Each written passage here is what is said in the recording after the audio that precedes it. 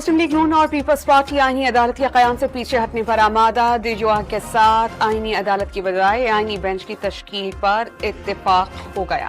वज़ीर आज़म का इत्तेहादी सेनेटर्स के एजाज़ में सुहरान और शहबाज शरीफ चेयरमैन और डेप्यूटी चेयरमैन सेनेट भी पार्लियामेंट हाउस के बैंक्वेट हॉल में मौजूद। वज़ीर आज़म की सदर से मुलाकात। JUI और PTI के दरमियान आईनी तरमीम के मामले पर मुलाकात तय। बैठक आज शाम 6 बजे मौलाना फजल रहमान की रिहाइशगाह पर होगी। ज़राए का दावा, मुल्क की मुआशी हालात बेहतर हो गए। IMF मुआहिदे और साजगार आलमी मुआशी हालात से तक़वियत मिली। स्टेट बैंक ने सालाना रिपोर्ट जारी कर दी।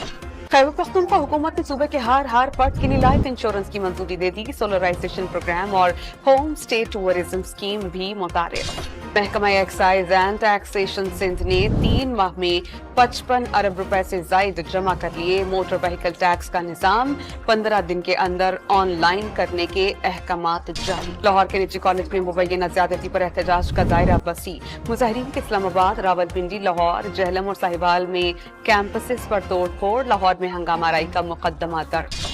बांग्लादेशी अदालत ने मुजाहिरों के दौरान हलाकतों पर साबिक वज़ीर आज़म हसीना वाजिद के वारंट गिरफ्तारी जारी कर दिए। गिरफ्तार करके 18 नवंबर को पेश करने का हुक्म।